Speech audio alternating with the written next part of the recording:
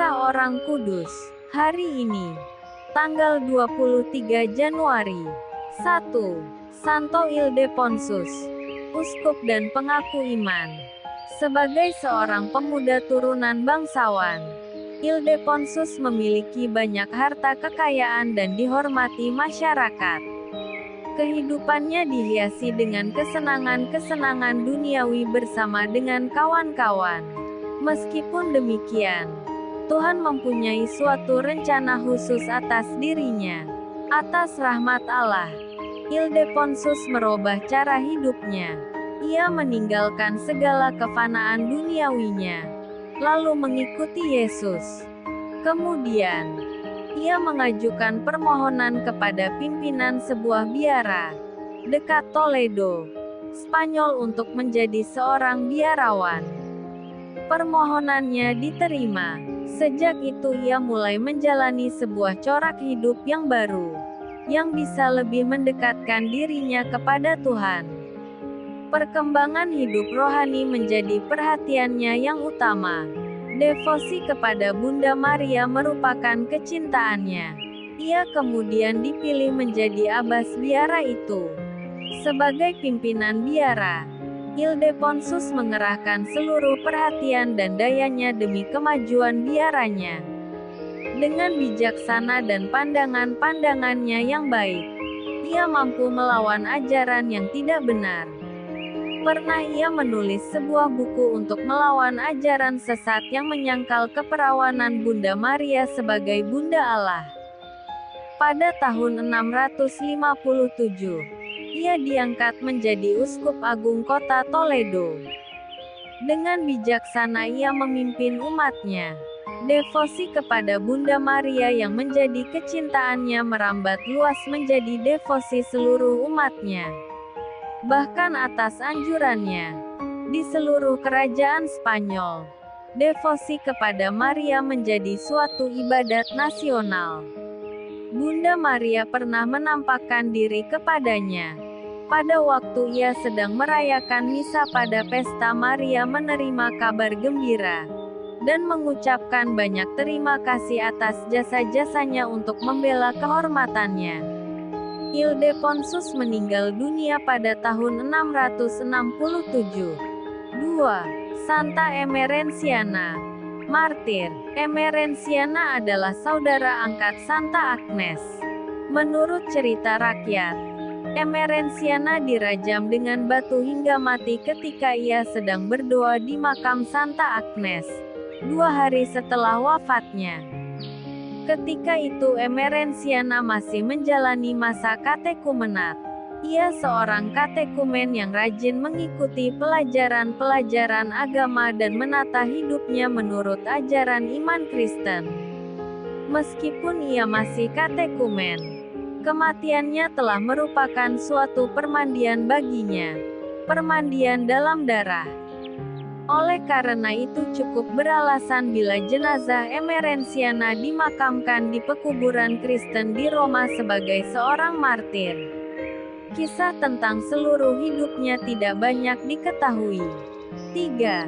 Santo Yohanes Penderma, pengaku iman.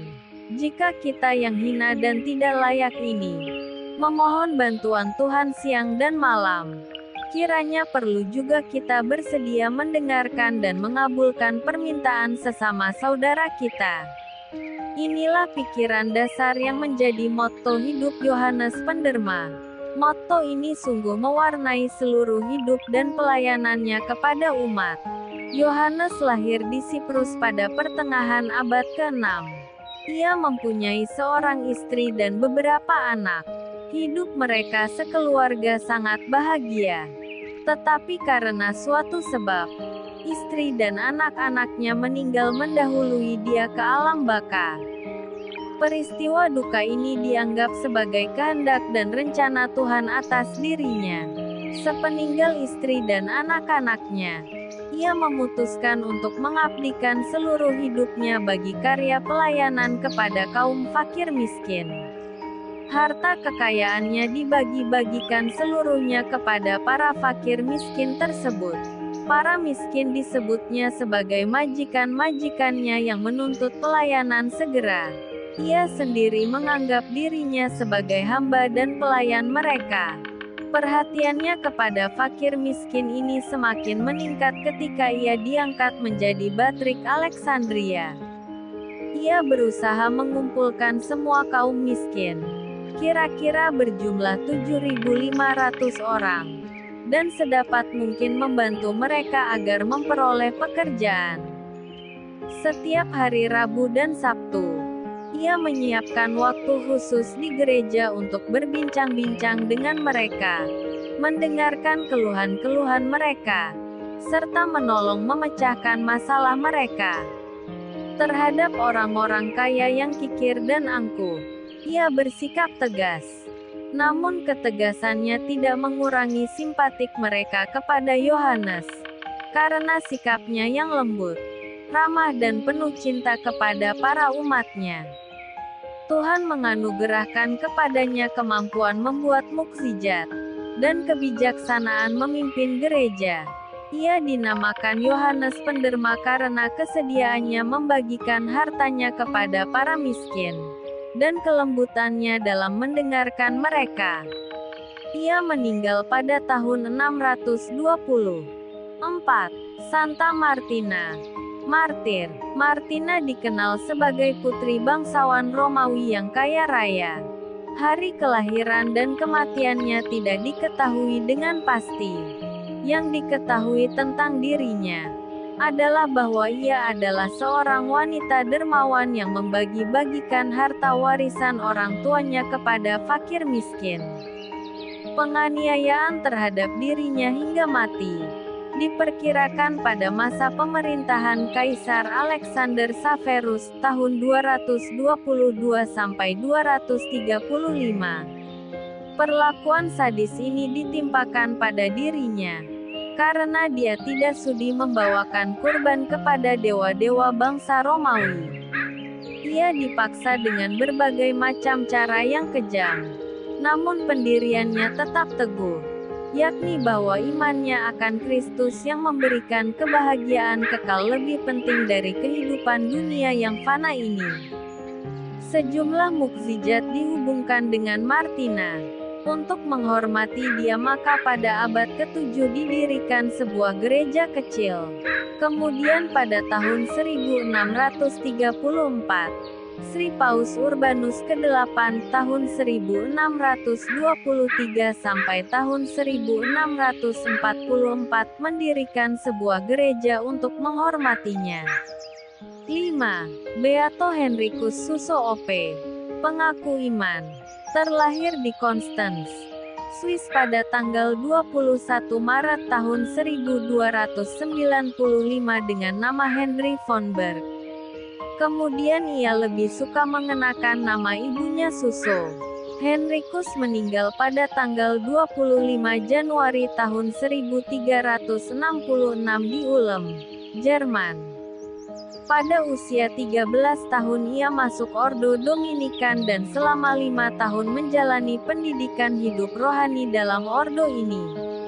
Pada usia 18 tahun, ia mengalami suatu pertobatan batin yang luar biasa. Suatu sentuhan rahmat yang menghantar dia kepada suatu kehidupan heroik dalam doa dan pertobatan orang-orang berdosa. Setelah menyelesaikan studi teologinya di Konstanz, ia pergi ke Kolon pada tahun 1324 untuk memulai karirnya di bawah bimbingan Meister, atau Master Eckhart. Eckhart sungguh mempengaruhi kehidupan rohani dan ajaran Suso secara mendalam. Pada tahun 1236, Suso kembali ke Konstanz untuk mengajar teologi di sekolah biara Dominikan. Dalam kurun waktu itu, ia mulai banyak menulis tentang mistisisme. Dalam bukunya yang berjudul Buku Kecil Tentang Kebenaran, Suso memaparkan mistisisme secara teoritis dan dengan tegas membela ajaran Eckhart. Dalam buku ini, Ia menunjukkan kesetiaannya kepada Eckhart sekaligus berusaha membenarkan dirinya terhadap tuduhan-tuduhan yang diberikan kepadanya. Dalam bukunya Buku Kecil tentang Kebijaksanaan Abadi, yang disebut sebagai hasil karya terindah dalam mistisisme Jerman, Henry menuliskan percakapan-percakapan rohaninya dengan Kristus. Buku ini penuh dengan devosi kepada luka-luka Yesus, kepada nama Yesus, kepada Maria dan kepada Ekaristi. Suso sendiri kemudian menerjemahkan buku ini ke dalam bahasa Latin dengan judul Horologium Sapientia, Jam Kebijaksanaan. Dalam bukunya yang berjudul Kehidupan, Suso menuliskan percakapan-percakapan rohani dengan muridnya, Elizabeth Stagel. Buku ini lebih merupakan kisah sebuah jiwa daripada suatu biografi. Ajaran Suso hangat, personal dan lembut. Bahasanya indah dan punya daya tarik yang mendalam. Dari tahun 1335, Suso membaktikan seluruh hidupnya dalam karya pewartaan sabda dan bimbingan rohani kepada umat dan rohaniwan dan rohaniwati. Dalam hal ini, Suso dikarunia bakat istimewa.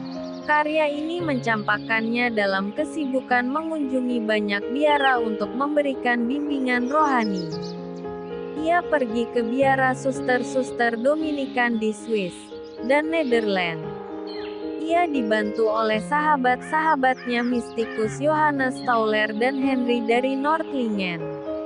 Karena bakat dan pengalamannya ini, ia diangkat menjadi pemimpin sahabat-sahabat Allah, suatu serikat religius yang terdiri dari rohaniwan dan awam untuk mendalami bentuk-bentuk kehidupan rohani yang lebih tinggi. Pada tahun 1343 sampai tahun 1344, Suso menjadi pemimpin imam-imam Dominikan Konstans, yang tinggal di pengasingan di Essenhofen karena menolak mendukung Kaisar Louis dari Bavaria. Pada tahun 1349, ia dikirim ke Ulm untuk mewartakan dan membimbing umat dan rohaniwan-rohaniwati di sana. Di sanalah ia menghembuskan nafasnya pada tanggal 25 Januari tahun 1366. Santo Ildefonsus, Santa Emerenciana, Yohanes Penderma, Santa Martina dan Beato Henricus Suso, doakanlah kami. Kak Carla Channel.